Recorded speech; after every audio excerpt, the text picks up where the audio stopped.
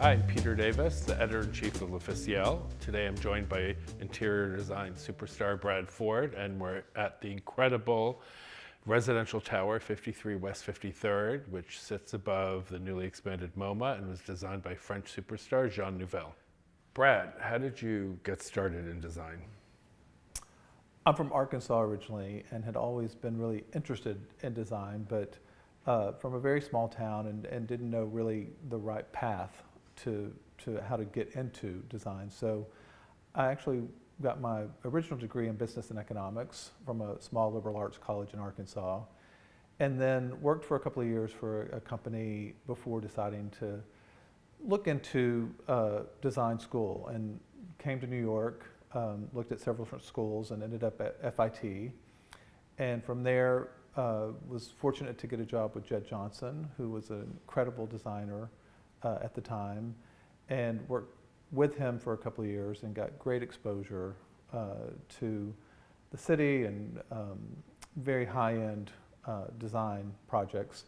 And from then went on to work for Thad Hayes, who was another great interior designer, before going out on my own, which was probably close to 20 years ago. And you know, it's such I feel so fortunate to have a career in this business because I'm very passionate about design, and feel very fortunate that I've had the opportunity to work with Hines a number of times on these different model apartments, but we're super excited about this one.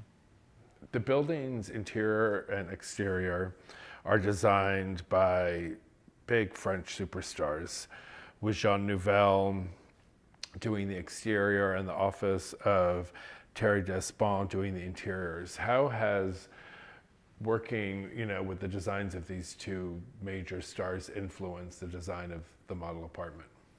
Well, I think that's one of the reasons I was so excited about this opportunity, is because those are some really big names, and they've clearly done a phenomenal job on the building itself. And I think I wanted to bring a little bit of a different perspective to this particular apartment.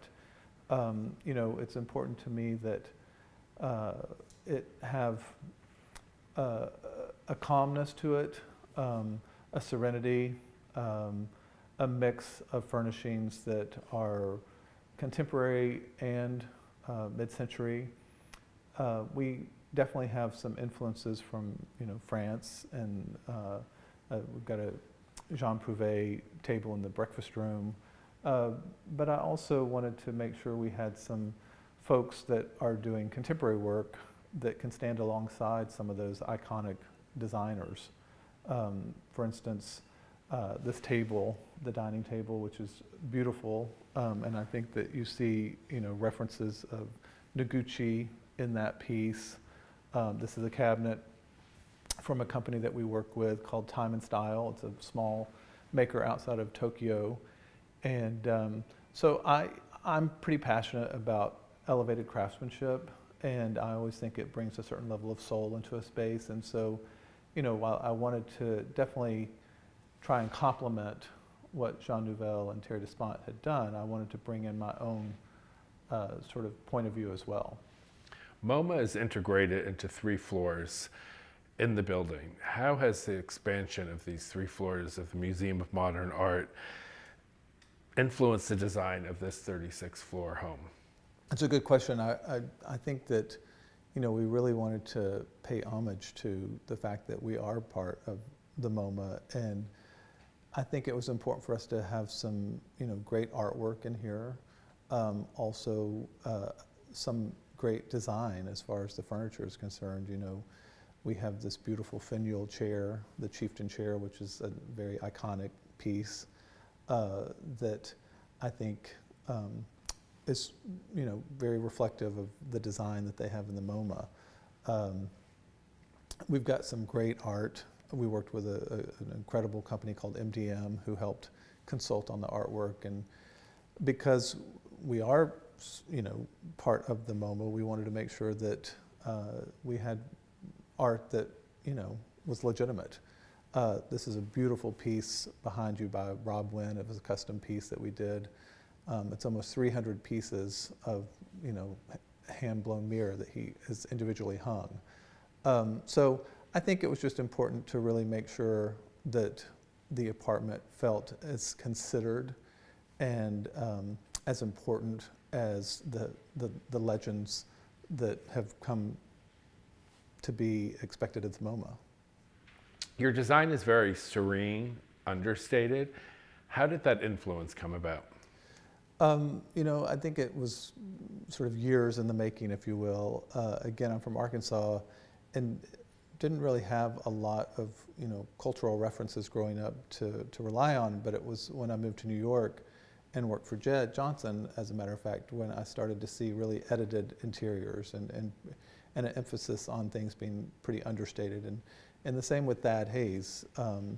We were fortunate to work on a number of projects with clients that had incredible artwork, but also really beautiful spaces architecturally. And so one of the things I've learned over the years is that for me, there needs to be this real balance between the architecture, the art, and the furnishings, so that there never feels like there's this competition between either one of those disciplines. So in doing so, I think that I just have learned over the years to really edit as much as possible. I think one of the things you have to be careful with is there is this fine line between things being super simple and things being, either steely or cold.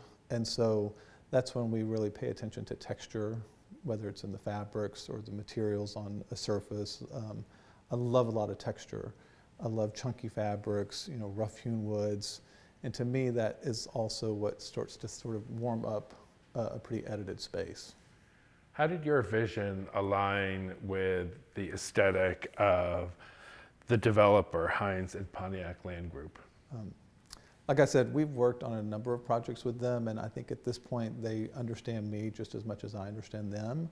I think they appreciate the point of view that you referenced earlier about things being sort of understated and serene. And it's a different perspective than some of the other model apartments that were in this building. To me, especially during this time, there's so much uncertainty and chaos and, a lot happening in the world. So I thought it was important to try to bring a sense of calmness into the space, and just, keep things simple. I think just as important is to sort of unclutter things in your head. I think you have to constantly sort of do that in the interior space as well. Just take a lot of that away, and so that when you walk into a space, you can literally just kind of breathe a sigh of relief. What are some of the design features here that you're most proud of? Overall, I think it's the combination of furnishings that we were able to bring in. We have some of our contemporary makers that we work a lot with, mixed with some iconic furniture pieces from the past. The partnership with MDM has been incredible. The artwork that we've been able to secure and that they were able to secure from some major galleries here in the city, I think works so beautifully with the furnishings. I think that, with Hines and Pontiac, they understand my sensibility. I understand what they're looking for.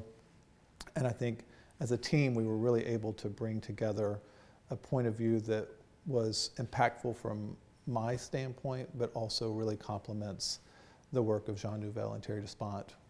We're very close to Central Park. Did that influence the design of this apartment at all? I'm always inspired by nature. Central Park's one of my favorite places in the city. And I think that,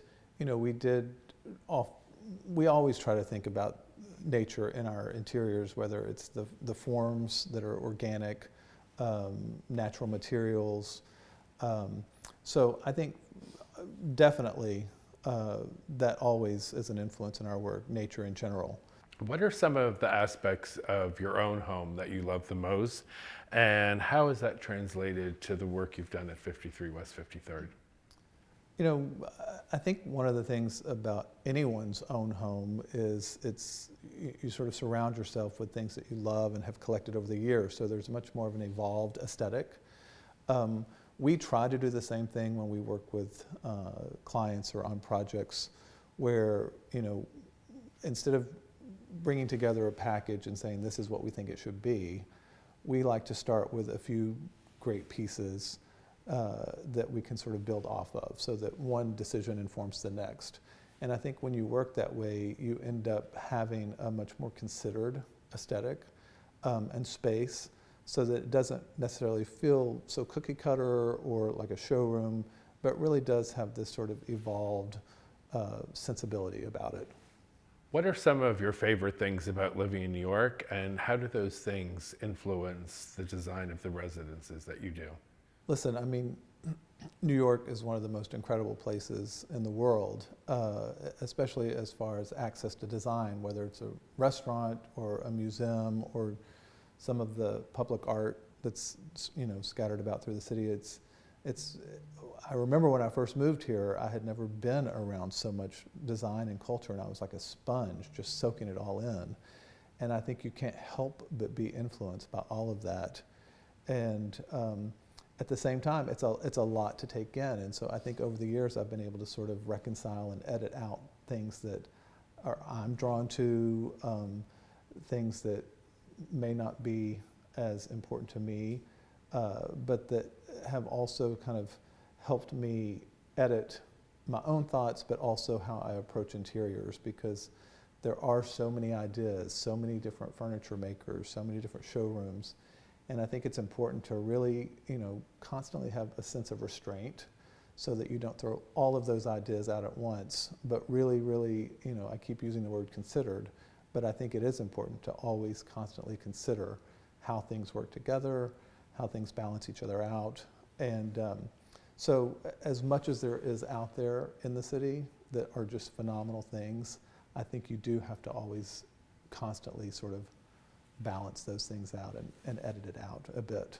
Big question. What do you see the future of design looking like, and what trends do you think will actually stick around? That's always such a loaded question about trends, because I'm not one to necessarily follow trends. I like things that are pretty timeless.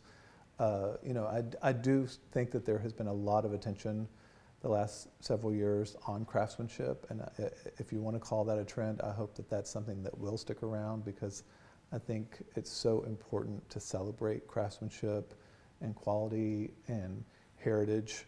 That's one of the things that we always try to educate our clients on, the importance of that art and the patience and the skill that come with it, and the value when you think about the number of hours that go into making something by hand.